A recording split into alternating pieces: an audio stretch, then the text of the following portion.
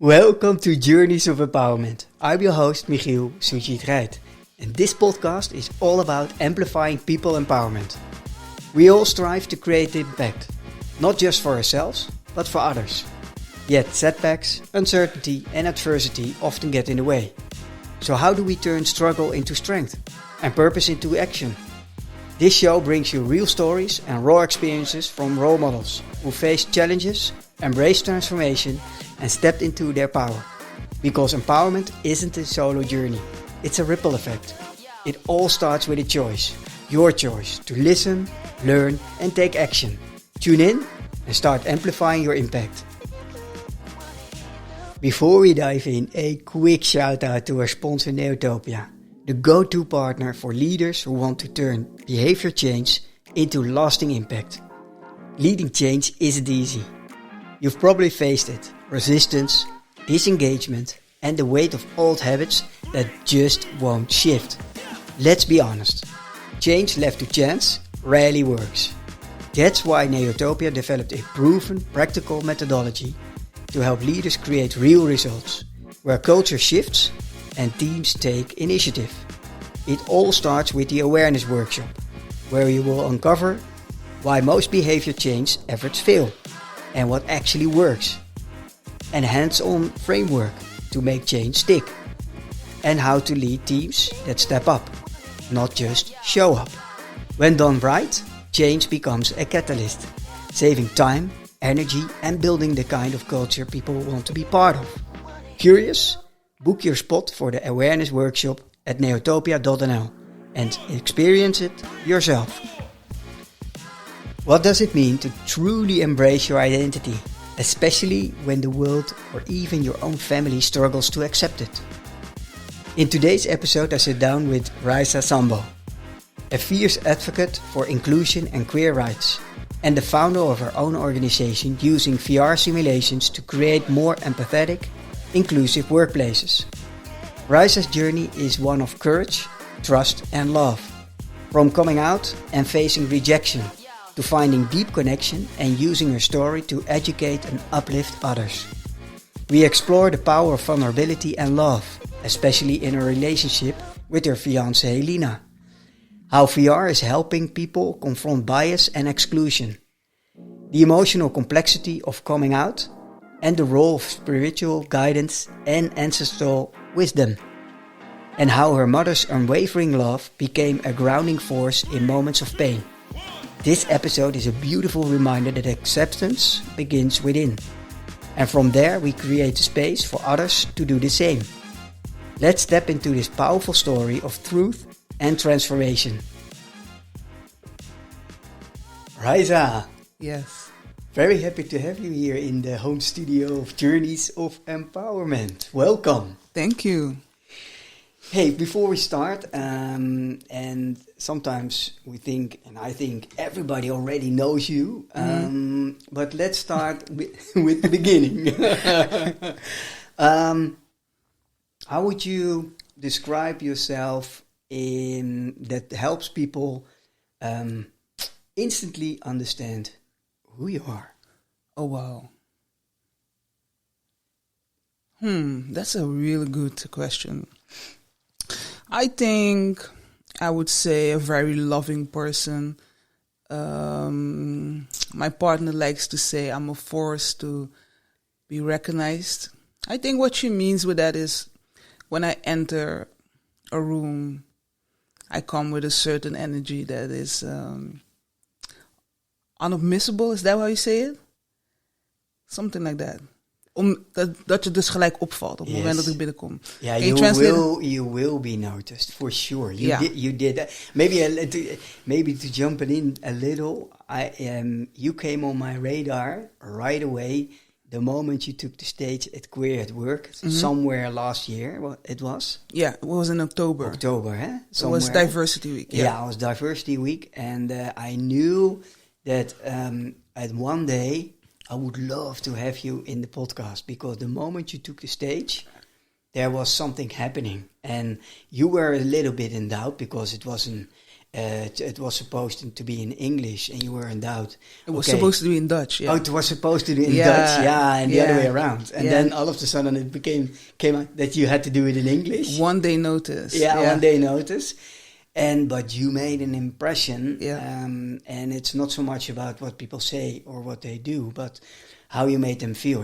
And I love to observe audiences when something happens, and you saw it. They were all glued to the stage and all listening, and you saw something happening. So you will be noticed for sure. Yeah.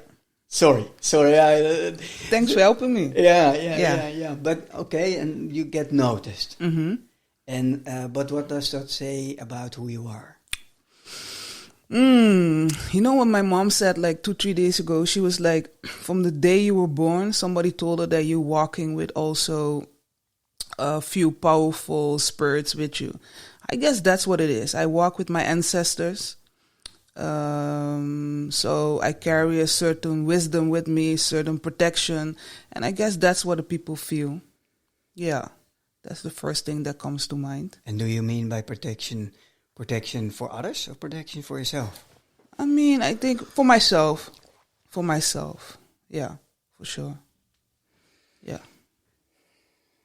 And what is your life now about? What are you up to? What are you doing right now? Well, so last Tuesday, so this week I started a new job at ROC. I'm an advisor inclusion.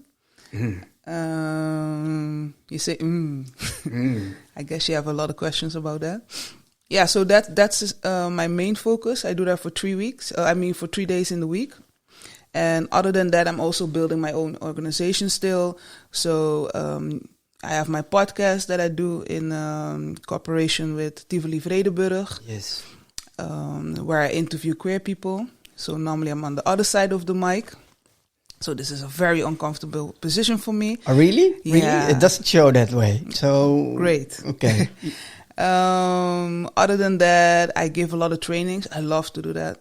I give trainings to all type of organizations. So I started off with giving trainings, for example, for municipalities, because I worked there like 2 years ago. Also in a lot of educational organizations. But lucky me, I got to do them actually by all type of organizations later as well. You can think of sports. In Holland, we call it the Zuidas. I guess that's the corporate place. I love that because there you get like your own bottler with very good coffee. Love it.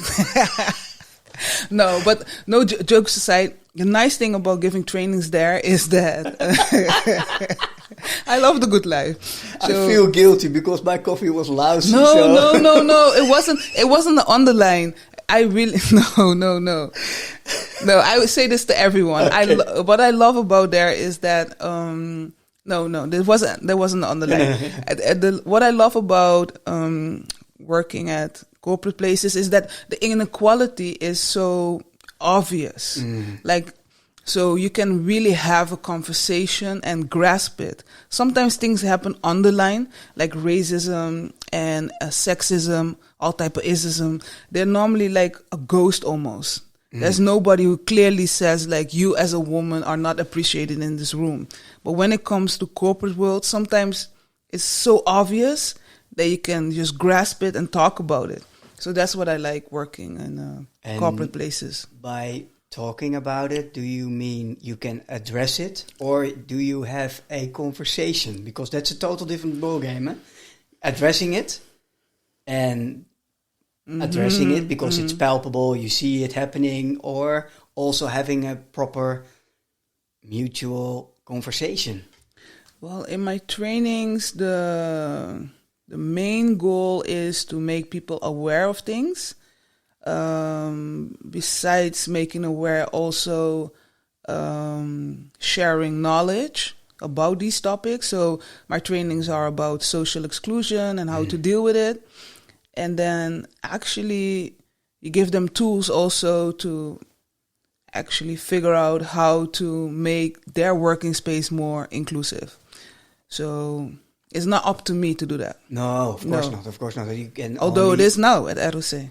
Yeah, so that's a whole other position. All right, so we go into that one too, because that makes me curious. How is that then different, and how is that then different? But in the corporate world, I think, do you know the company Enliven, Empathy, with the VR technology, and by putting on the glasses, they put someone who put the glasses on in the shoes of someone who is, for instance,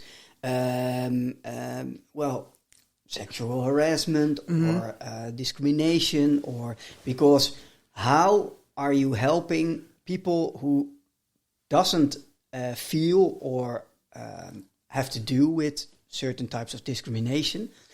How are you making them aware? Because for the people who are discriminated, it's intrinsic. You feel it in your whole bones and body. But for a lot of people, I don't know. Well, you'll be surprised, but that's exactly the technique I used. So I work together with Critical Mask, and that's exactly what we do. So we have the VR system. Yeah. So I've been traveling like throughout the whole Holland with this big suitcase with VRs. It's only 12 in it, so it's always small groups. Yeah. And that's indeed what we do. So we start off with a small introduction, but even that small introduction, there is a reason why I do that. Because within that small introduction, I already try to figure out, like, who are you, where do you stand, and what can I use later maybe to delve into, and how can I make sure that you guys connect and feel a certain level of safety. And then you get the VR, indeed. And once they put on the VR, they get to see it, they get to see a form of social exclusion. Yes. And I never tell them which form, but it's always 3 to 4 different forms. So it could be racism combined with somebody crossing your physical boundaries, combined with also, in this case, sometimes sexism. But again, I don't tell them. No. The reason why is it depends on your own reference. What do you see and feel? And recognize. Exactly. Yeah. What do you recognize? Thank you, Ed. Yeah. Oh, wow. And you see it first from the perspective of the person who experience it. Yeah. And then secondly, you see it as a bystander. And you don't only see it, you also hear their thoughts. So that's very interesting. Yeah. Wow. It's mind-changing, and it's an experience you never can unlearn anymore, for sure. Because once you made aware of a lot of things you don't even knew that are in the workplace, happening in the workplace, but via simulation, that does something, right? It's a very painful sometimes decision. Confronting. Yeah, exactly, because sometimes you hear conversations from people who are very privileged, for example, who tell me that it's also painful to realize that, I like to say it like this. It's almost like you're driving on a bike, electric bike, and you look at your right and you're seeing someone thinking that they're also driving on an electric bike, but it's actually a bike where, let's say, the tires are even flat, but you don't see it. And you're like, come on, why are they so slow? And then all of a sudden you're realizing, like, oh, I have all of this privilege. I had no idea. So, and then you have to deal with that. And then the question is, what are you going to do with it? So, yeah. And once they put the glasses off, and then a sort of conversation, what happens then? Because, what happens in the group? Yeah, you can't just jump in. No. There's a strategy behind it. There's a thought process behind it. There's been done a research by Movisi. Yeah. And the first thing you have to do, you have to talk about, what do you feel? And the reason why we start talking about what do you feel is to make sure that the people are in the here and now. Because the first thing people tend to do is start analyzing and going to the head immediately. You want people to feel and to be connected to the here and now. So we start first with the question about how do they feel about the situation. And it's a pretty tough one sometimes. People are not really trained to feel. Definitely not in a working space. So sometimes it causes a little more work for me to keep asking and asking to make sure that everybody goes to that feeling first. And then step 2 is that what is step 2? Because I haven't done it now for 3-4 months. Let me see. Step 2, I think, is that we're going to discuss, or that might be step 3, but there is a step where we're going to discuss first, what did we see? Because that's a problem too. You will see that everybody has a different perspective. So I tell them, like, this might sound very playful or maybe even a bit pity, but it's really important to put all the puzzles on the table and make sure that we all have a common ground before we start analyzing. And at first they watch you like, come on, we all saw the same thing, right? Well, once people start sharing what they saw, then there's already little light bulb moments. Yes, of course, because we all see through our own lens, with our own worldview, to maybe the same thing, but not seeing the same thing as the same way, in the same way. So, you know what I find interesting? And at a certain point, I also, because it takes a while before you see those things, you're training maybe for half a year, and then you start noticing things, so then it becomes even more fun. But what I notice is that men normally don't realize, and maybe that's a question for you, when there's like... Here's the flipping around. Here's the flipping around. What I'm doing, right? No, but I'm just really curious about, because I haven't had a clear answer yet, but what I do notice is that the whole part when... Because I have different videos. I have almost like 12 videos, but there's one video that I show the most. And there is also a part of, like, I wouldn't call it sexual harassment, definitely not, but somebody is overstepping the lady boundary and coming way too close. And normally when that happens, that part of the scene, you'll see that the women who are wearing the VR are doing literally this with their body. They're moving away from the person because they literally feel that the person is coming in desperate. Yeah. But the man normally just sits and don't really move, but they don't even feel it or see it as coming too close. So that's already interesting. I'm waiting for the question. I'm not really curious. I'm not really curious. Yeah, so the question I normally ask men is like, what is the reason you think that you don't see this as a threat or feel this as a threat when somebody actually comes so close into your personal space, call it aura or call it your zone or whatever, but how come you don't recognize that as a threatening thing? That's a good question. I don't recognize not feeling awkward when somebody is stepping too close in my circle. So for me, I'm not so I'm not representative for. But on the other hand, maybe the reason of maybe the fact that they maybe don't feel the threat. Is the other way around the reason why they don't think about a threat when they're moving too close in someone else's area and think, I don't know, I don't know. Maybe that's only part of course, but part of the reason why. So I can't answer because I really don't like. Yeah, I really don't. It depends on the context where you're in. It depends on the moment where you're in. It depends on your mental state where you're in yourself. But yeah, I would for sure do this. Yeah. So this is moving a little bit back. Yeah. And I love hugging. Yeah. I love hugging, but only when we had eye contact and you really see, hey, it's okay. Yeah. I always do that. Yeah. And if I doubt, and if there's a doubt, then it's like, are you okay with it? Because men. That's interesting. Men, I have to learn a lot of men. Hey, hugging is okay, eh? So if we see in my world where am I operating, I'm always like in corporate and it's like But now everybody starts to hug. So I'm working for this sponsor of my podcast. Maybe a funny story. The sponsor of this podcast, Neotopia. From Joost, and Joost is the founder, and I'm working now for quite some time with. That was a smooth way of actually giving the ad. But continue. No, it wasn't. Oh, why did you pinpoint my beautiful hidden? No, but funny thing is, he had to really get used to it because he has glasses, but he has one for close reading and one for.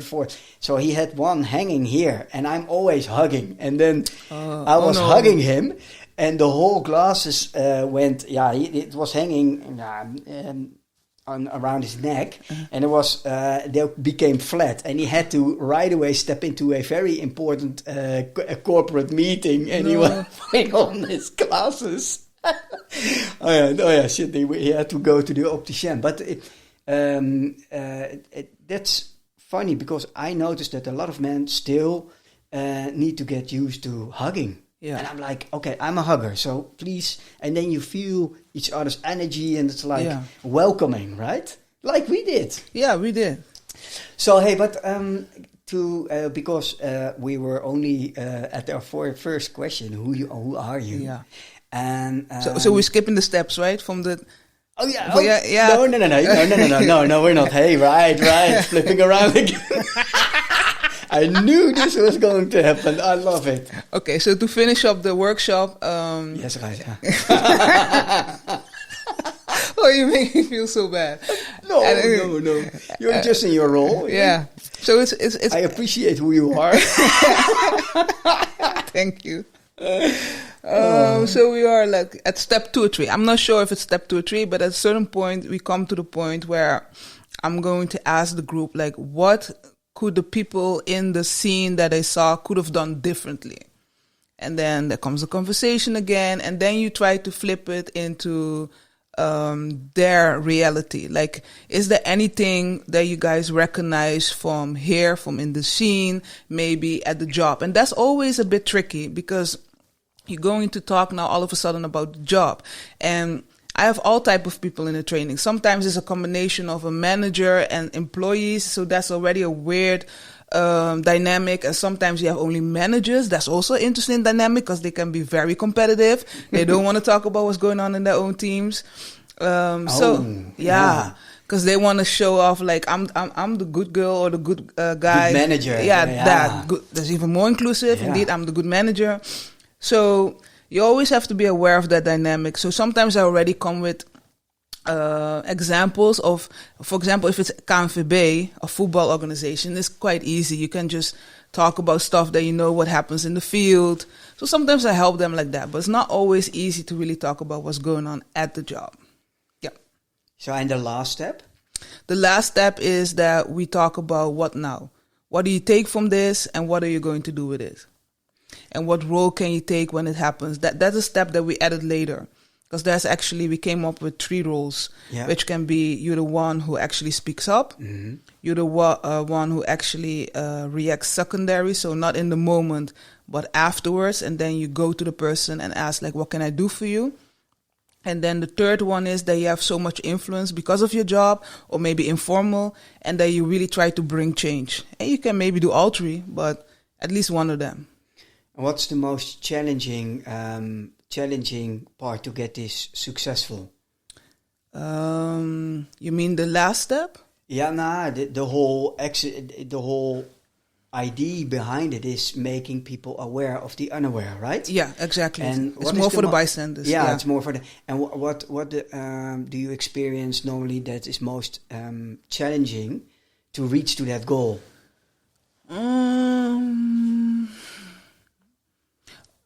Okay, and in the most extreme, 9 out of 10 times it's quite successful, but there is a group that I would say leave it, and that's the group that really don't want to change. I had that once, maybe twice. No, once. It was literally a whole group, and it doesn't work. No. It was, and to help maybe get an idea of what type of group it was a group of men. Not all white. It was a group of majority men. There was one man who could have been my cousin. There was also a man who was openly gay, but you could feel there was a lot of tension around it. And there was a man who was obviously the big boss, and he came from this very religious fisher type of village with a lot of kids and a lot of seniority and very dominant. And it was obvious that they wanted to keep everything how it was.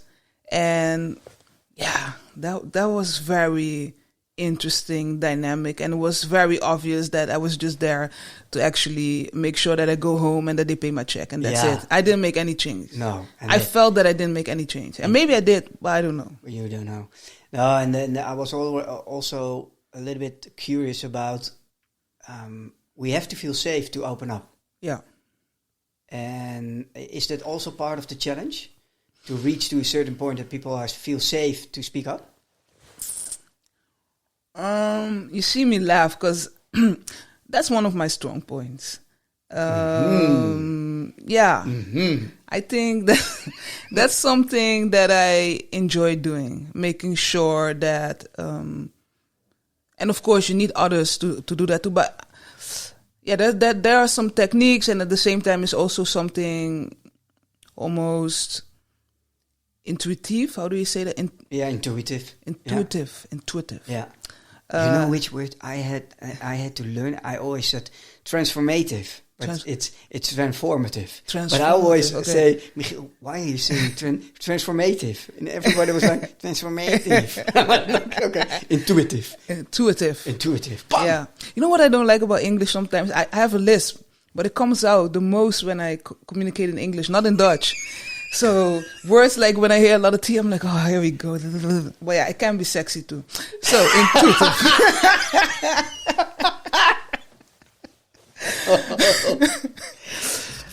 Stay on point. Well, what was the question? Oh yeah. So yeah, I was. Sorry, listeners. Can you repeat the question, please?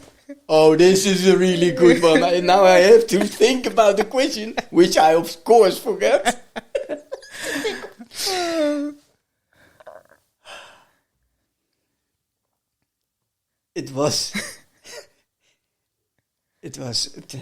We went from intuitive to transformative, and then I lost it. Yeah. I don't know anymore, and that's fine. That's fine. Yeah. Question. You mentioned that you love to give training, right? You love training. Yeah. What's to love about training? Why? What do you love about training?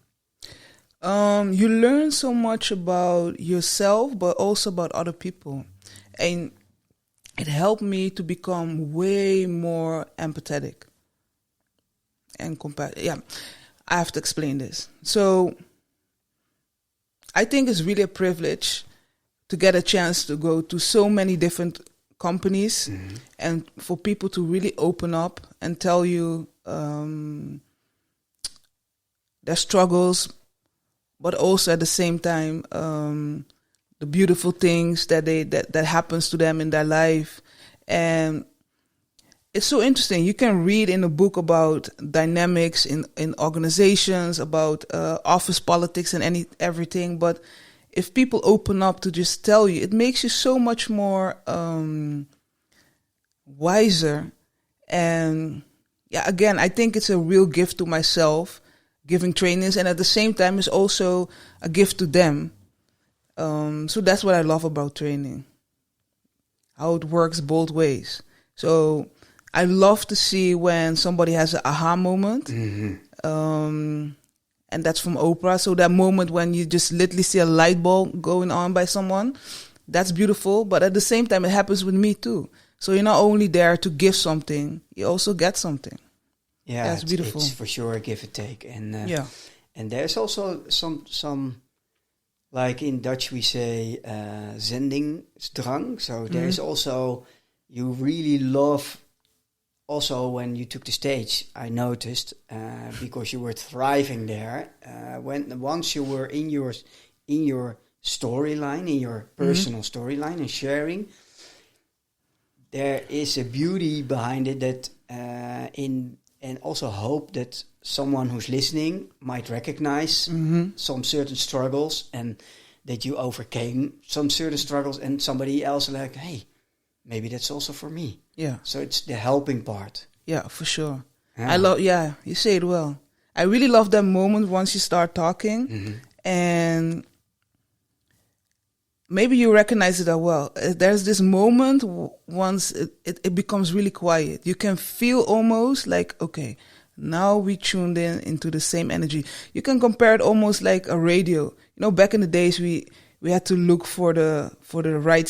Is it stage stuff? Yeah. We had to really look for it, and then in the beginning, you all this noise, and then click, and then there's the music, and that's almost that feeling. Like people maybe on their phone, they're not really tuned in. They're thinking about maybe what they have to do at home or whatever.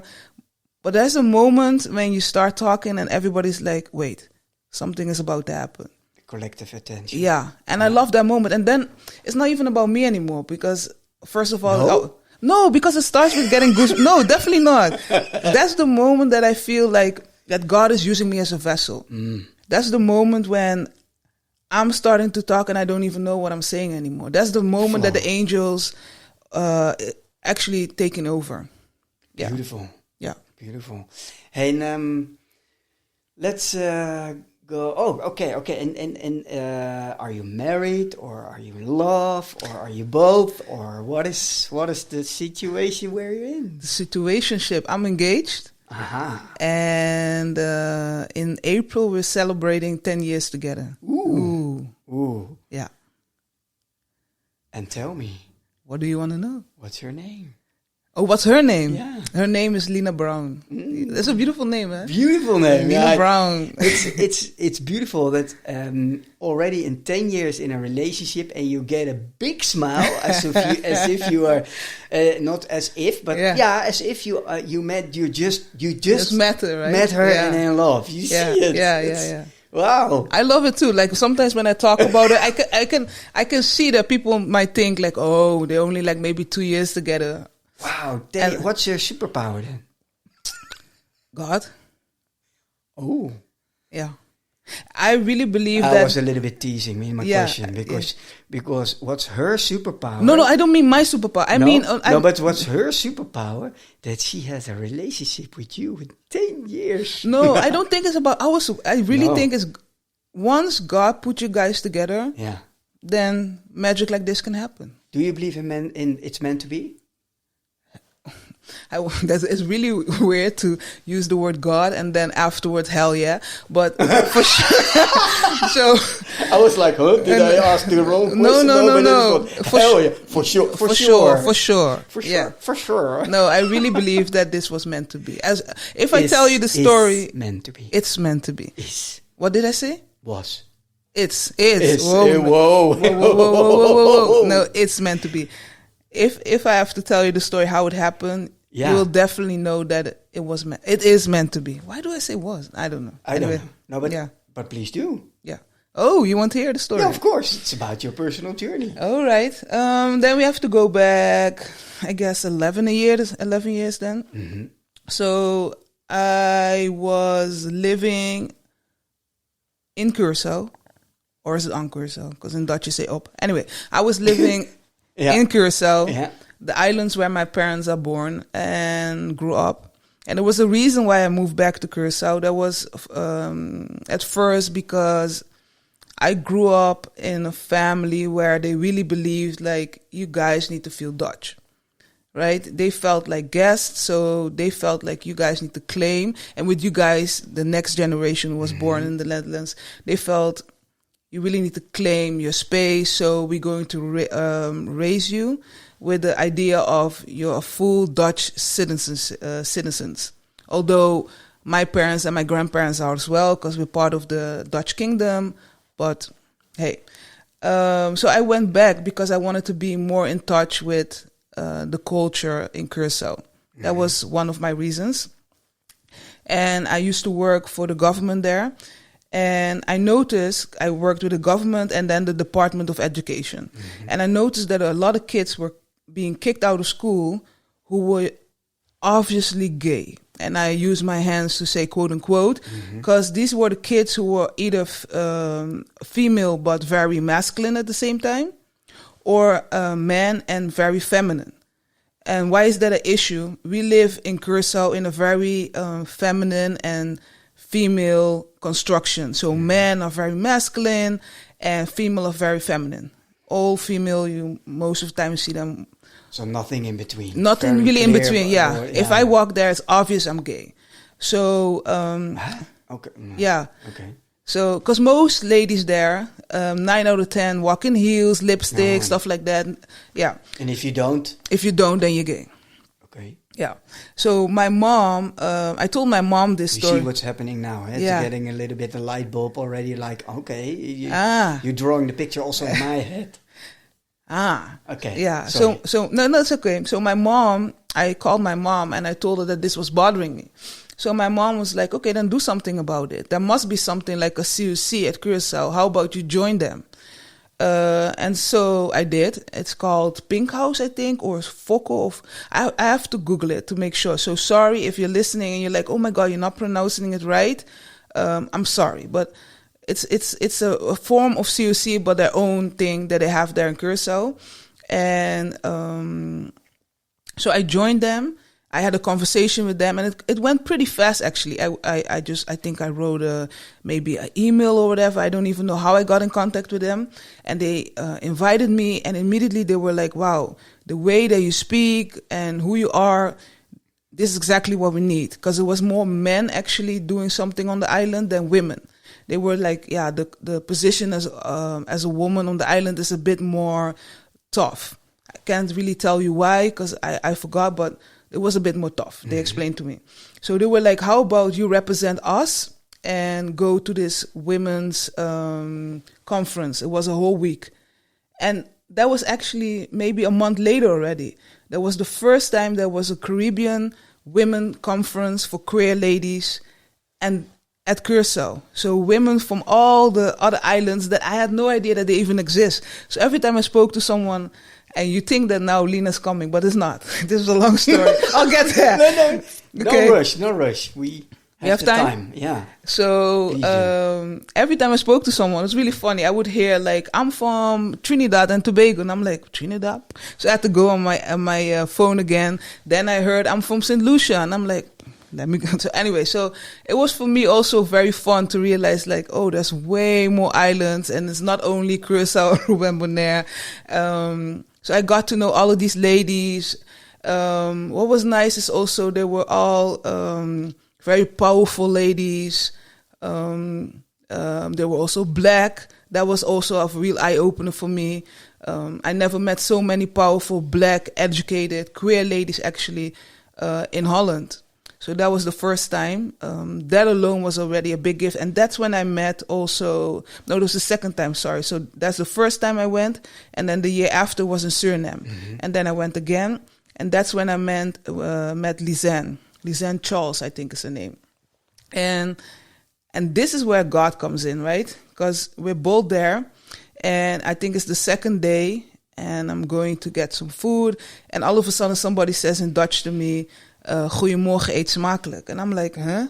Who are you? Because everybody else I already know, and I know who speaks Dutch. Those are the Suriname people. And how come you speak Dutch? So we start talking, and she was from St. Martin. No, she's from Seba, sorry, but she was living in St. Martin, and I think she studied a while in Holland. And so, and yeah, we started to talk more, and we had this how do you say it? During the conference, there was something we needed to do together in the group, and then we started talking about ourselves in the group. And she was like, "Oh yeah, the question was like, how important is the support system?" Mm. And then she said, "Very important." She was like, "At this very moment, my aunt is actually at the theater in Den Bosch, where I'm born, where you are born." I'm Where born. She is born. No, I'm born in Den Bosch. Yeah. So immediately I'm already like, okay, what's going on? So she was like, my aunt is right now in the theater in Den Bosch, going to some queer event. And her aunt is not even queer, but she was like, that's how important the support system is, because she's there to educate herself on behalf of her. And I was like, but wait a minute, my mom is there now too. No. Really? So I'm like, but who's your aunt? So she was like, yeah, Michelle. And I'm like, my mom is there with Michelle. So I'm like, no. I get goosebumps. No. So that's already like a moment like, how is this possible? It's a sign. Right? No. So it was really easy to, of course, then start trusting this person and becoming friends. And I made a best friend already the year before. So, and we called each other twins because we were very similar. Both logs, both very masculine, but still Anyway, we looked a lot like each other. And I always wanted to visit her in her home country. She's from Dominica. So not Santo Domingo, but Dominica, beautiful island. And while I was living in Curaçao, I wanted to visit her, but it was almost impossible. It's so expensive. By this time, so the second time that I went to Suriname, I was already living in Holland again. And it was cheaper. Can you believe? So from Curaçao to Dominica, which is only 2 hours, it would have cost me so much money. But going from Holland towards Dominica with a stop in America and St. Martin, it would have been cheaper. I'm still coming to Lena. So what happened is I said, I'm going to visit my best friend, and I could do this in 2 ways. Either I go to France, Guadeloupe, then Dominica, or I go to America, St. Martin, Dominica. So I was like, I know France, I know Guadeloupe, I live there. How about I take the other route? So I called, I was like, Lisanne, can I stay with you for a weekend? And then I go to Dominica. And of course, I didn't see America yet, so I was like, let's do that route. So I did, and here's where Lena comes in. So I flew, I went to St. Martin, and in that weekend, Lisanne had this beautiful concert. So she was like, would you like to come with me? I'm like, of course. Why would I sit in the house if I can actually explore St. Martin a bit? So I was at the concert that she organized, and sorry, Lisanne, it was nice, but it was chill. Let's just say that. Until this specific person came on stage who wasn't actually planning to sing, because Lisanne was back then married to someone, and the whole concert was actually about her. And at some point, she decided to ask this Lena Brown to come and sing with her on stage. It wasn't planned. And I remember sitting at the bar, just drinking, chilling. And the moment she started singing, I was like, whoa. And I didn't even see her yet. But her soul, there was something about how she was singing that I literally I just felt touched. And I was like, wow, this is amazing. So, yeah, that was Lena. And then I remember actually that she asked me to make a picture of her and her friends. So that was our first interaction. So I made a picture, then I went outside, and I was like, I have to say something to her. But I was really scared because I had to do it in English. And I remember standing there outside smoking, trying to look smooth. And I was trying to look smooth. Because I didn't really smoke, but I thought like maybe if I smoke, look smooth. Right? Yeah. So I remember saying something like, wow, you can sing very well. And she was like, excuse me? That was devastating because I already needed so much, confidence to already say it in English. And then it wasn't even like... It took you so much courage to even say those few words. Right? And say, excuse me? Not even the excuse me, wait, I didn't hear you well. No, excuse me? Exactly. It was that one. So it's like, no, now I have to say it again. What did I say wrong? Also, again, I was like, yeah, you sing really well. So she was like, thank you, and that's it. So the next day... That worked. It planted... It planted the seed. I hope. It worked with you. That was maybe her tactic. Excuse me? Yeah. Right? I was like, okay, this is not what I'm used to normally getting. But anyway... Yeah, so the next day, that was the Sunday, Lisanne, actually, you're laughing. Yeah, I'm really sorry, but I really enjoyed it. Sorry, go on. Lisanne picked her up because Lisanne wanted to actually do singing. She wanted to participate in a singing competition during Carnival, I think singing a soca or calypso song. And Lena is a classical singer. So she was helping.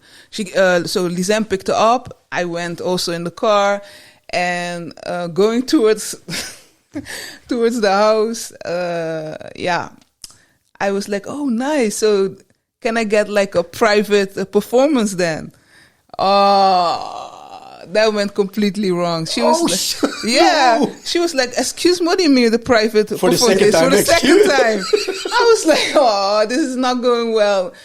And so I was like, okay, fuck it. And then we just went to sit there. Lisanne started singing. She started helping, and we started talking then. And I looked at her, and this never ever happened to me, but I just knew this is the one. I just looked at her, and this is another story. I'm used to actually sitting in a barbershop by my uncle. Yeah. And I love to sit there on a Friday and a Thursday, because you have this, on a Friday, what happens, early in the morning, you have women who come in. I call them a bit the boring housewives. But they come in, and these are the typical women, very decent, look after the kids, go Sunday to church. No judgments, but those are not meant for me. Then you have the ones who come in around 3:00. Those are normally the ones who are like, they have a good base in church, and at the same time, this is very stereotypical. But again, I was 16 when I came to this conclusion. But they also like to go out. So those were the types of women that was like, that's what you have to look for. That's the marriage material. And then you have those who come in way too late. They damn well know that the shop is closed, but they still try. And then they are like, oh, you have to fix my hair with maybe the last money in their pocket because they want to go out that night. Those are the ones.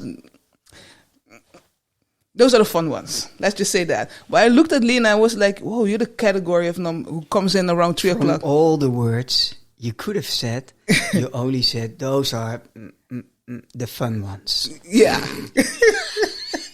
I wanted to say something else, but I'm not going to say it. Yeah, I mean, you're curious. We're listening. No. Okay. Those are the ones that have fun within the club. Let's just say that. Okay. And I saw Lena and I was like, you are the one. You are the one. And so I asked through my friend, like, can you please ask again? This is 10 years, 11 years ago. I wouldn't do it like that anymore. I was like, can you please ask her if she's maybe queer? And so my friend asked her, like, are you actually open to have a relationship with a woman? And she was like, I think she said something like, she said no, but she said it in such a way that it really hurt my heart. Oh. But somehow I felt that the no was a yes. But I left it there. I didn't do anything. But I did feel very disappointed. And then we went back in the car, and we had a drive through St. Martin, and I tried again, because she was like, I'm going home to cook some dinner for my dad. And I still asked her if we could maybe eat later together. Put yourself again in the situation. And again it was a no. Oh. But not much later, she actually... you heard somewhere you hear yes. Yeah, I felt yes, yes. And again, please, don't think that when a woman say no, it's a yes. But it was something in energy, like that you could feel like I'm saying no because maybe this is new to me. Yeah. But yeah, because it was. She didn't give me a closed off. No. How do you say lichaamstaal? Body language. Yeah, so body language. Body language wasn't close. Let's just say body language was saying more like I'm interested, but I'm saying no verbally. And fast forward, she actually contacted me through internet. Back then was Facebook, and we started talking, and the rest is history. Can you go to the moment that she first reached out to you? She reached out to you to get in contact, or you reached out to her? No, she reached out to me because... Yeah, okay, but can you go back to that very first moment that you got by email? Now, it started actually... So that Sunday, I flew towards Dominica. Yeah. And somewhere along that week, she already sent the friends request. Ah. Yeah. And she started liking all my pictures. Ah, so and how did that make you feel? I was like, you see? So yeah, that was nice. So that's a bit how it started, but we didn't start talking yet. It was just liking all the pictures, and I don't exactly know. I do know where it started. I think a week later. So okay, fast forward. I stayed in Dominica maybe 1 or 2 weeks. And then I came back to Holland, and I was in Holland when it started, the Netherlands, and she was actually in Texas. That I remember, because she went to a educational conference in Texas, and that's when we really started talking, communicating on Facebook, and also started calling each other. And what I do remember is from the day we started really talking, so by phone, hearing each other's voice, is when it never stopped. Yeah.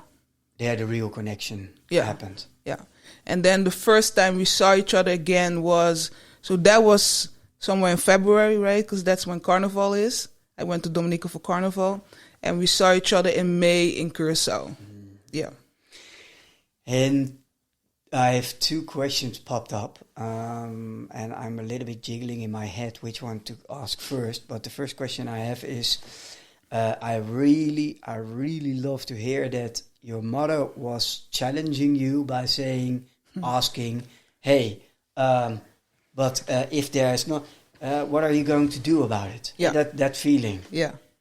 Wow, I really love that kind of challenging support.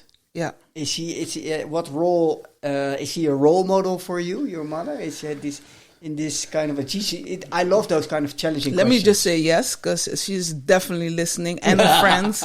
So no, but for sure. I mean, it wasn't always easy between me and my mom, and that had to do with just all the challenges we had to go through together. And it's really me and my mom after they divorced, so I get that. But definitely. I mean, damn, of course. My mom told me, for example, how she came to Holland, the Netherlands. She moved when she was 18, and don't get me wrong, my grandma really loves her kids, and it's just the situation they were in back then. But my mom had to come to the Netherlands with, it was either 20 or 40 guilders. That's it.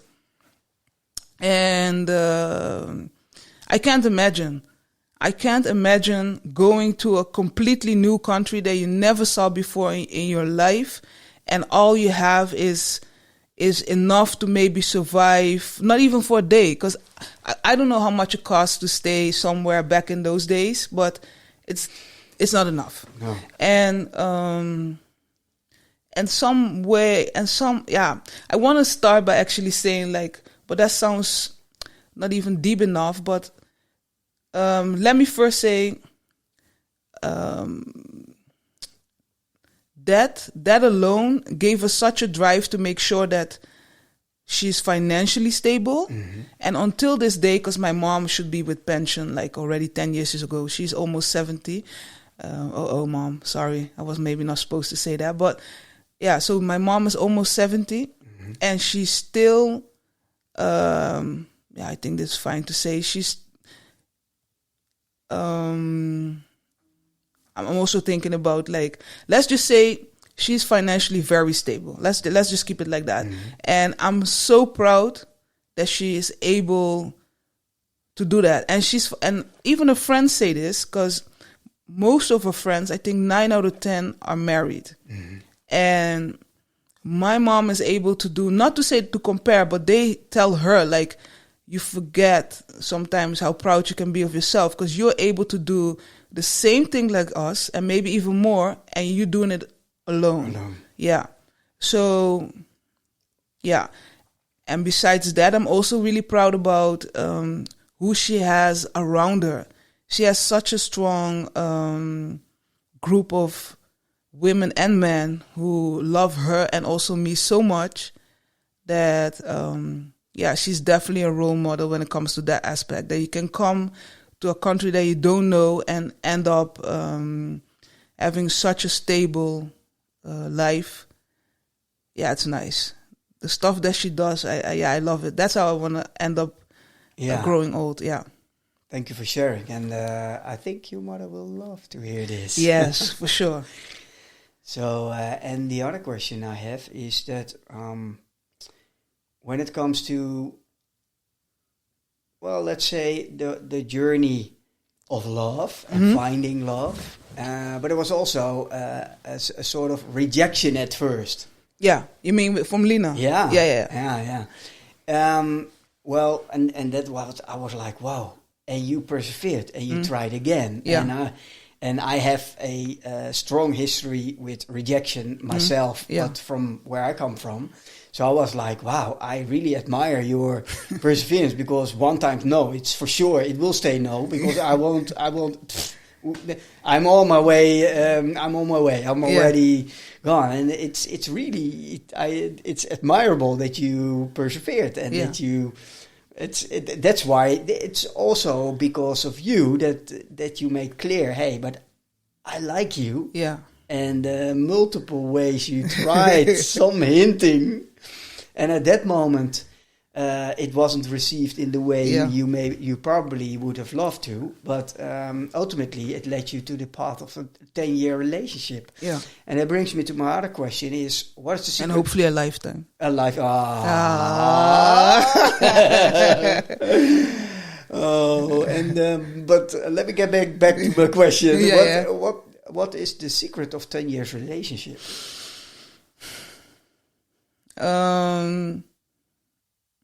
Okay, so first of all, for those who don't believe in God, communication. I think, because let me go back to God one more time though, because I do believe it's very important in our case, because you say the fact that I kept persisting is really because I never felt this feeling before. I tell you the story about the barbershop and everything. So that means that I was already busy with what type of woman are you? And I knew, I'm sorry, but I always say I was experimenting, but I had relationships before, because I don't know who's listening, so I don't want to dismiss anyone, but secretly, and I hope that you guys knew too, but I knew that this was not going to be the one for a lifetime. But with her, I felt it. So that's one. And then you have, I think it's also important that you have people around you who really rooting for you guys and praying for you guys. Because there's moments that you're going to go through rough times, and then it's important that you pray together. And then again, for people who don't believe in God, that you find another way of figuring out how you want to go through that rough time together. But I believe it's important that not only you guys pray, but also the people around you pray for you. I can literally feel the energy sometimes when something is heavy, and then you literally feel the next day like, whoa, it's gone. And I can't describe, but I can literally feel like, whoa, somebody else did this for me. And then normally I pick up the phone, and it don't even have to be always my mom and in her case, she calls her mom, or sometimes even a friend, but you can feel it. So that's one. But then for the practical side, for people who are like, I'm not spiritual, right? So this is not helping me. Communication and being comfortable and being discomfortable. So also, and again, that's not something I really like. You see it already. Sometimes I'd like to take control back, but that is so important. The illusion of control. Sorry, we are never in control. Wow. But don't we even start this one? Let's go. Yeah. Let's continue. So it's really important to also. That's a deep one. Yeah. It's really important to also be. What's the word I'm looking for? It's on the tip of my tongue. Damn, I can't find it. Just describe me out. Yeah, well, the feeling that you're not scared to open up. How do you call it again? You feel safe to open up. It's more than that. Okay, let's just stay at that word. You don't feel hesitant? Kwetsbaar. Vulnerable. Vulnerable, So it's really important to be vulnerable. And the funny part is, you would think that after 10 years it's not scary anymore, but I still feel it. Every time I have to tell something that I'm like, ooh, even though I know she loves me unconditional, I still feel this unease, like, ooh. So yeah, communication. And intimacy, of course. And you just mentioned something which is really important. And it is unconditional love. Yeah. Yeah. That's deep. I think many people don't even believe that is possible in a relationship. I didn't. Up until I was 40 and I met Floortje, the love of my life. And she is really the love of my life. Mm-hmm. And I really fell heavily in love, more than I ever could have believed. So, dear Floortje, if you're listening to this podcast, you have to. Then she taught me and led me to the way in believing in real unconditional love. Mm-hmm. Because before I didn't know. I didn't. It was all conditional. Everything was conditional. It was if then, if then, if then. And with Floortje, it's about us. It's about unconditional love. So that's why it's resonating personally. Beautiful. Yeah. So, hey, and I loved having a conversation with you. And then we can talk for hours for sure. And if you look at where you're at now and helping people opening their eyes, making the unspoken spoken, making people aware, what is fueling that? Why? Why are you doing what you're doing?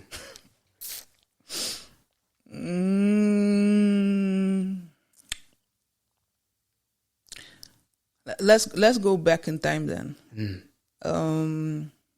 My mom is going to be mentioned a lot in this podcast. So I remember this book that I was reading. It's called, I also discovered that recently. In English, it's called The Heart of Uncle Tom. Mm-hmm. Apparently, they decided to translate it in Dutch, and that already says a lot. And then they use the N-word, the N-word of Uncle Tom. Weird, eh? So in English, the original writer already said the heart of Uncle Tom, but the Dutch decided to put the N-word in front of it. So yeah, I read that book, and I had to ask my mom, what age was I when I read that book? And she was like, you were still in lower primary. Yeah.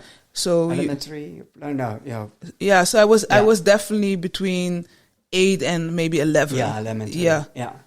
Oh, is it elementary? Yeah, elementary. That sounds elementary. Elementary. There we go again. So intuitive, elementary, transformative. We're learning so much of each other by having this conversation, right? So I was reading this book, and I remember reading it, and I especially remember the feeling that it gave me. At first, I felt anger. I just wanted to go outside and starting hitting all the people that looked like the people who were actually hurting Uncle Tom in this story. And I'm saying this super politically correct. And something you don't like. And then I remember actually that feeling transitioning into a feeling of, oh, I want to be that freedom fighter. I want to fight for equality. And then my child brain, because again I was between 8 and 11, was like, but wait a minute, we live in a world that there is already equality. There is no difference between black and white. So I was like, oh, God, there's something wrong. I'm born in the wrong time. I need to be sent back. Of course, I don't want to be sent back. Yeah, I know. But that's what my brain thought. So I was like, okay, I guess not then. And I do remember already starting asking my mom, and she didn't know what to do with me. I was already, but why am I here? What is my purpose in life? And my mom was like, oh my God, your purpose is just to shut up and enjoy this moment and go to school. But I was already busy with that. And she was like, whoa. I love your mom. This is a lot, right? So, yeah, she actually sent me to church because she was like, maybe you'll find your answers there. But no, I can't. The reason why it started there. It started really there. That was a seed. But there is in the church, to be specific. No, sorry, the book. Okay, the book. Yeah. The book planted the seed. Yeah. And it made you feel. You don't remember what people said or what people did, but how it made you feel. The book made you feel in a certain way, and that planted really the seed. Yeah. The inequality, the injustice. Yeah. It was really there, and you really want to step out and do unpolitical stuff. Interesting, because it wasn't even, because most time people say like, I went through something what felt like injustice, and then it was literally a book. Yeah, but you have a strong imagination, I guess. Yeah, thank you. Yeah, sometimes you don't, and maybe that helps you also in growing into the role of empathy, because you have to really imagine in being in someone else's shoes, right? To empathize. With one another, right? These poor people here. They was laughing. Okay, yeah. It's a pop filter, right? Luckily, this one is protected. So, but that planted the seed. But another thing is you weren't going to church, but your mother said, maybe that's another powerful thing. Really? You weren't going regularly to church. We weren't going at all. No, okay, but then even think about, I love the way the thinking, because then it's like, hey, I think the imagination, you inherited it. Nee, je begrijpt het wel. Yeah. You inherited it, her power of imagination, because she could imagine, hey, maybe you can find your answer there without even going to church yourself. Yeah, exactly. That's something powerful. Yeah, I think my mom, I know for sure, my mom has a very strong intuition. Yeah. So what she did, I was really follow intuition. Do you trust your intuition? Yeah, I had to learn to trust it though. Yeah. But let's go first to church. Yeah, because there happened something. But my dad is around too. But somehow, I think it was my mom who did this, because by that time my dad was also around. So I went to church, yes, and I did two things in church. I did singing, and thank God for my Uncle Layo. He's like my second dad. Because I grew up, maybe we can get to that, but I grew up in a bigger family. So it wasn't only my mom and dad, it was also my uncle, my aunt, and my grandma who raised me.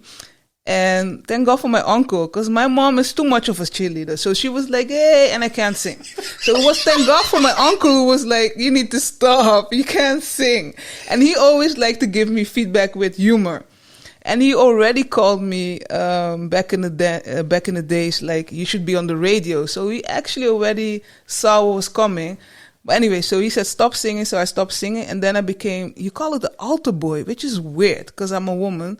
But those are the two people who walk with the pastor inside. Yeah. So I was, let's just call it the altar girl. I don't know if I'm actually insulting anyone, but I was one of those. So you walk in together. You also get to ring the bell. Yeah. You also get to drink wine. So that was me. Sitting behind the pastor in church. And then, listening. But no singing, because I was asking, no singing anymore. I was almost starting to ask, okay, but can you sing your favorite song? No, leave that up to Lena. Okay. No. Oh, wow. No singing. No singing. Okay. And was it also for you, you weren't believing in God when you went to church. You became to leave, You became to leave in God going to church. How was that? Is it like that, or? I think those first years in church, and it was like a Catholic church, it was more community sense of feeling. I more remember all the activities that we used to do together. I don't really remember the words, although I did get Bible study because I did my communion and stuff like that. But I don't really remember anymore the stories. I do start remembering then around the age of 11, 12. That's when we changed from, because we moved, and then we changed from a Catholic church to, how do you call it? It's a different type of church. I have to get back to it, but it's a different type of church, more the gospel type of church. With so we started going there, and I was actually the one who took initiative, and then asked my mom to come with me. And there I find the Bible was explained in a way that I could understand better. But then that was the first time I actually noticed that I might be queer. Because I fell in love is too big of a word for that age, but how to say, I started feeling something for the daughter of the pastor. Not a smart choice. So I left church before they could do anything with me that I don't want. So I left church. So I left church, but it was actually through Lena. My current fiancé and only fiancé is and the love of your life, exactly, and for indefinite period of time, and forever, and so on and so forth. God's willing, yes, amen. So we, when we got to know each other, she actually helped me to embrace. Now, how you say, rebuilding that relationship with God? Yeah. Yeah, that's beautiful. And one step back, because that can imagine, hey, figuring out, hey, I have some feelings for the daughter of the pastor. How old were you then?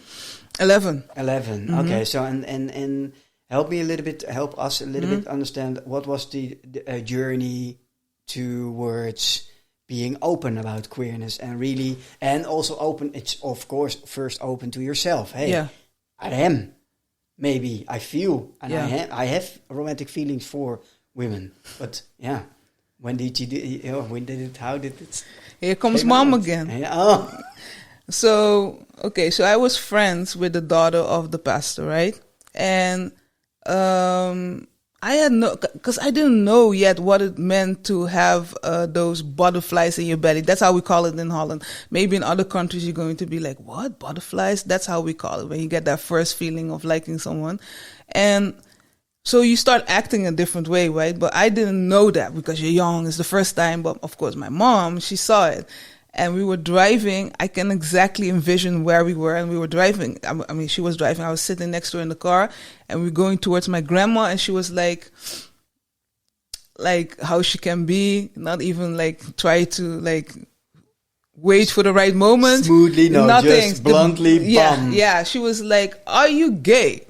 But then in Dutch, and I didn't even know what that word meant. No. But somehow I felt it throughout my whole core. That's nasty. Oh.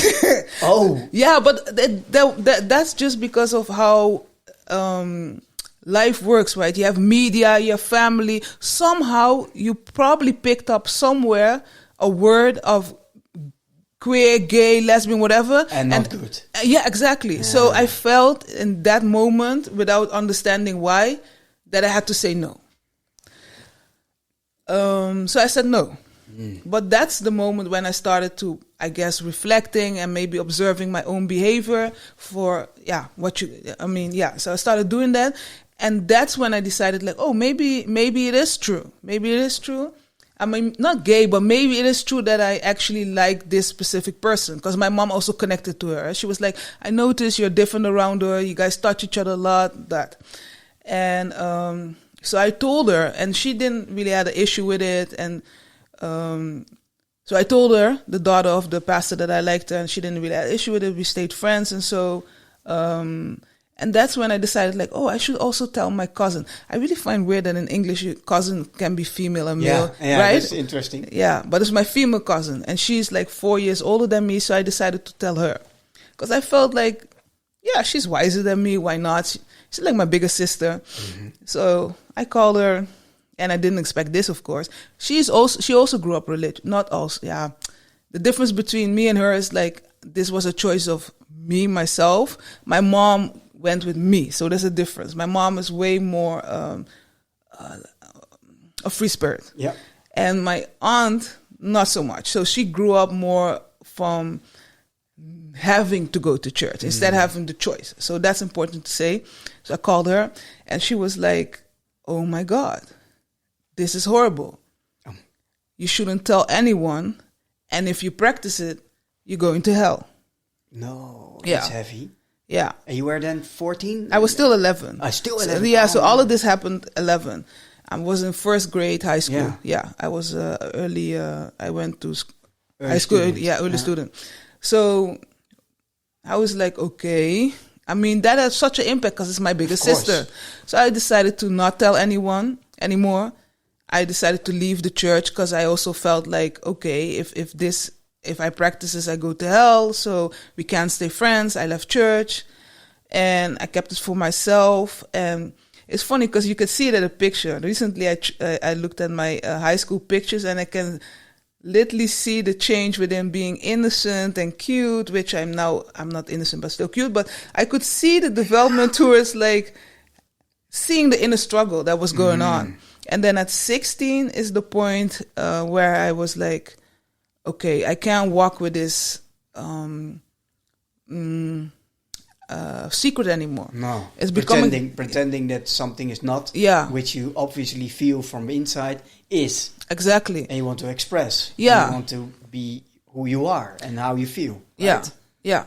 And it felt really heavy at a certain point. It felt a heavy burden. Yeah. And especially when it comes with all the with all the best intentions and whatever, but it made a profound impact on you as an 11-year-old girl, hearing that it's something wrong. You are wrong, because that's a heavy burden. Yeah. I'm happy that you actually say this, but because it's been so long ago, and I'm fine and happy with who I am now. I'm maybe not in touch with that feeling anymore so much, but it's really important for you to state that comment, because it was really difficult indeed during that time. So yeah, at 16, I decided I'm going to start by telling people around me that I'm queer, and the first person was, of course, my mom.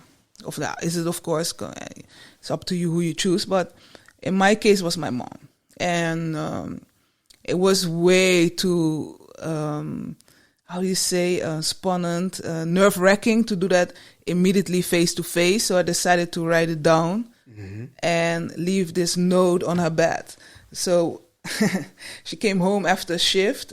She's a nurse, so she works in shifts. She came home and I asked her, like, can you please go upstairs? And I left something on your bed. And yeah, typically my mom, she came back downstairs and she was like, this is maybe a weird comparison, but that's just her way. She was like, I don't care if you are puta, which basically means if you sell your body for money, if you were in jail or whatever. She mentioned all the things that have nothing to do with being queer, but she basically said, it doesn't matter who you are, I'm still your mom and I love you. So those were the most important words to hear at that moment. And that gave me the strength and also the wings to decide to tell my friends. And that was the most magical thing, because I had like a real big friends group and they all knew. But their parents instructed them to never ever tell me. They were like, when she's ready, she will come to you guys. Oh, that's good, right? That's really powerful. That's holding. I'm getting goosebumps because it's holding space. Yeah. They were definitely my safe space. Yeah. So it was almost like a tour that I did, because you're not gonna be like gather everybody together and be like, okay, this. So I had to really tell everyone. I felt like, let me just take my time. Really, I tell everyone about one by one. And I had no idea, but they were also talking to each other. Like, did she tell you already? No? That means I'm a better friend now. Okay, whatever. That's typically teenagers. But yeah, I just really took my time to tell people one on one. And what I loved the most is that they were like almost happy. Like, yes, finally we get to see this part of you. But also the fact that the parents, I mean, not all, but majority said, don't ask her, wait until she comes to you. That's super powerful. Yeah, it's beautiful. That's super powerful. Yeah. And then, and I think also in certain way healing, because when you are 11 and you hear it, that's wrong. Yeah. You feel it like you are wrong. Definitely. You don't hear it's wrong. No. You hear you are wrong. Yeah. There's something wrong with you. Exactly. And within you. So I can imagine that's also a feeling of rejection of who you are. And yeah. And it's funny that you say healing, because it's true. Because from that moment, I always said that we all have our insecurities, right? We all are not sure about certain things. But I always felt this part of me, I know that it is okay and that God is okay with it. And one of the reasons was indeed of how my direct friends reacted and my mom, and later on the blessings I got. But this was for sure something that I never, after that, took in doubt. So yes, it took almost 5 years to realize that, but you're right. The way that people reacted back then made me indeed feel healed. But that's not the full, honest and complete story, but because I have to be honest, I had to come out twice.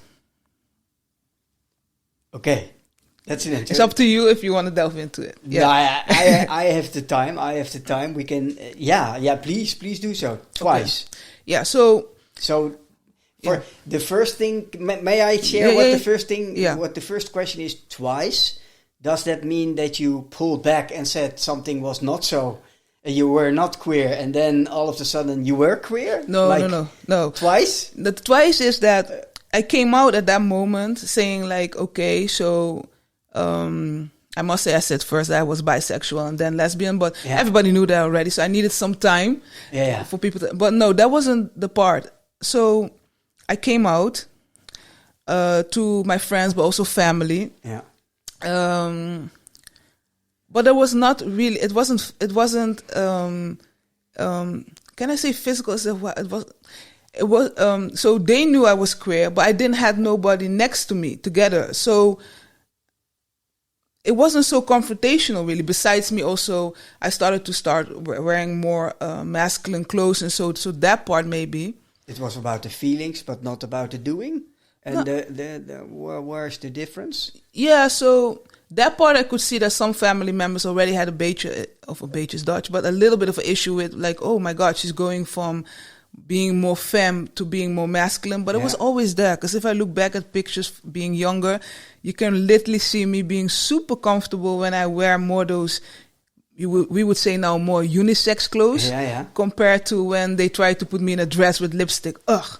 But yeah. But so that was always there. That I just felt more power to become more me. So and I said in Curacao, it's all very masculine. It was. I'm not sure if my family really felt like having an issue with it. More maybe also worried, like, oh my God, what are they going to say, and how is it going to be for you? And okay, so that was already for some family members tough to deal with. But the more tough part came when I actually, and that's the hard thing, because it's so contradictory, when I met the love of my life. So this whole time I did have relationships, but so between, let's say, 16 going towards when I met Lena, but I never brought someone home. Not because I felt like I have a lot of nieces and nephews, and I felt I had to be an example. Our family can be very, we just have certain morals and values, which I still like, bit traditional. So I don't want to be the type who keeps bringing somebody and then it's like, okay, next month you meet somebody else. That's just not me. So and that's maybe a certain stage in your life that it was like that, but you didn't want to express it to your younger nieces as an example. Exactly. Right? So I never really brought somebody home, and so I was queer indeed, but it wasn't visible. That's the words I was looking for. It wasn't really visible until I met the love of my life, and of course I knew in the back of my mind, like, this can go either way, and that's actually the moment when, unfortunately, most of my family members were like, oof, okay. We were hoping that it was more a phase. Now it's for sure. So I'm sorry, but we can't live with this. So yeah. At the same time you meet the love of your life is also the same time that you all of a sudden lose a big part of your foundation, which is your family. Not my mom though, to be clear. Yeah. So that's my second time of coming out. And that was hard. Yeah, I can imagine. I can't imagine. Yeah. I'm trying to put myself in your shoes. Wow. Let's go back to the 11 years old you. Let's really do in our mind. Okay. I feel like this is going to be a therapy session. No, but I'm curious because Journeys of Empowerment is about our personal journey and what you have been through and how you coped with it and how you healed from it. What would you advise your younger 11-year-old with all the knowledge you have now?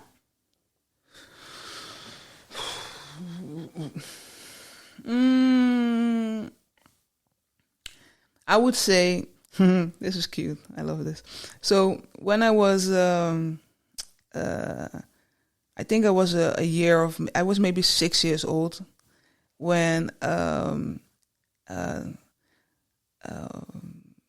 yeah, you want me to go there, right? So yes. I'm feeling everything all of a sudden. I'm really going there. Yeah. So I was 11 and this was the part of life. So that elementary school time when everything, I kind of felt like Buddha. You know that for those who never read the book about Buddha, you see that's the emotions. Buddha was growing up very sheltered and safe space. And that's a bit how I grew up too. My parents were still together. Family was okay. And I remember at that age, I was allowed to, at Saturdays, have my own space, go downstairs, watch TV or listen to music. And I used to listen always to this song. It's called, wait, I have to envision it and then hopefully it comes. Because I get the song from Bob Marley now in my head, but that's not the song. It's a song after me. It will come to me. But the song is about that. Oh yeah, be happy. Yeah. Do you know the song? Be happy. I don't. I don't sing. It's okay. Better. It's better. But do you remember the lyrics? Yeah, of course. Yeah. Can you maybe say them? No. Because I really don't know the lyrics. Okay. But there's something about the lyrics that is.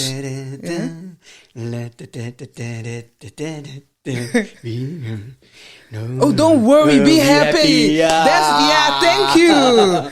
That's what I was looking for. And I used to play that song over and over and over again.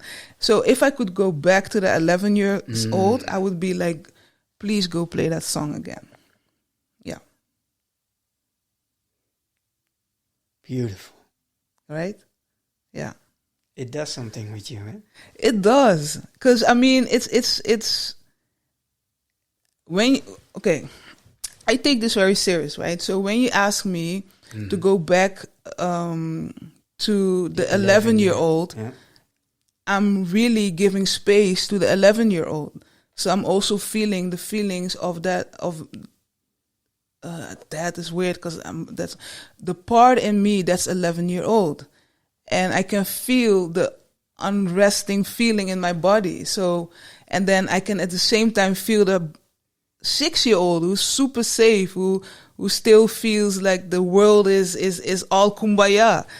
So that mixture of feelings, and then being also the person I am today, 38 years old, it's a weird mixture, of feelings.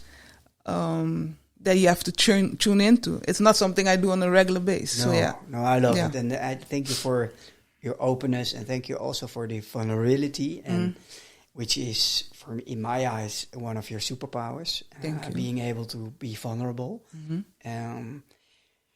And before we were heading to the end of this episode already. It's for sure the longest episode now. How long are we busy? We are 1.5 hours busy. Oh my god! Do you have a big dream? Oh yes. Why do I want to keep saying hell yes? It's so weird. I never say that. For sure. For sure. Yes. Okay, there's two things that come to mind, right? The first thing is I can hear this time I'm going to bring in Lena because I talked a lot about my mom already.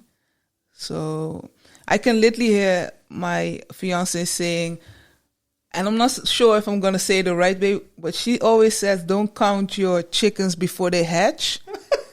Don't count the chickens before they hatch. Yeah. So for now, yes, I have big dreams. And as Muslims would say, inshallah, they come out.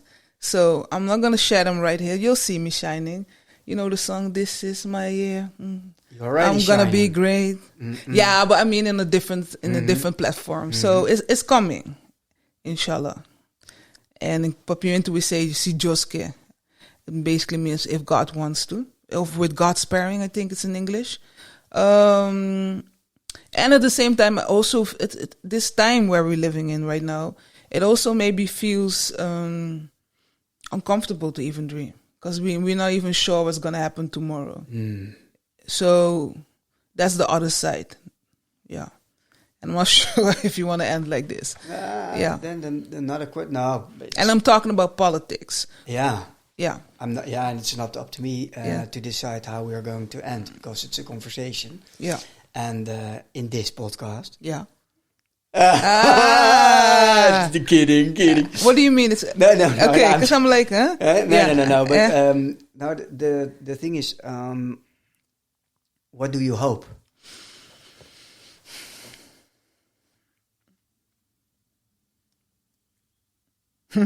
Okay. You know, I'm a storyteller, right? So I'm gathering all the information from my head. I see it happening. Okay. So I love Steve Harvey. He's a comedian, or African American comedian from America, who helped me, by the way, a lot in that journey after I lost touch with a big side of my family. He also helped me in my journey, my spiritual journey. So I just wanted to say that. And one of the things that not really only inspired me, but really got to me and resonated with me was you always talked about trust God, trust the process, because you don't want certain blessings not to come to you just because you didn't trust.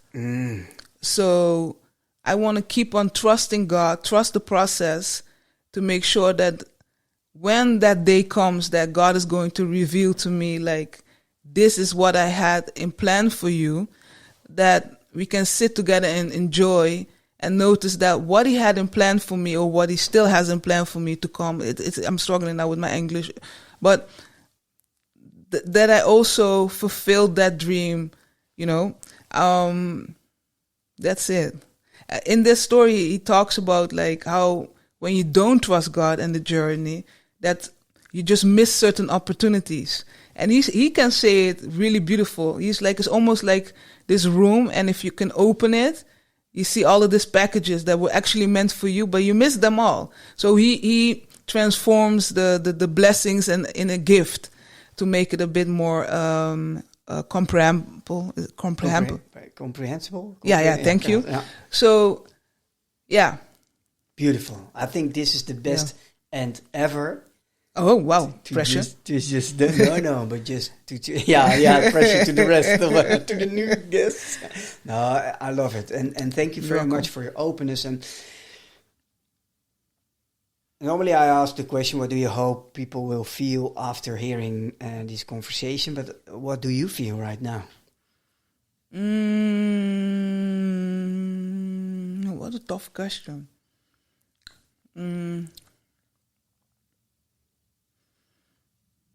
First of all, I feel grounded at the moment. I feel blessed. But that's more overall feeling.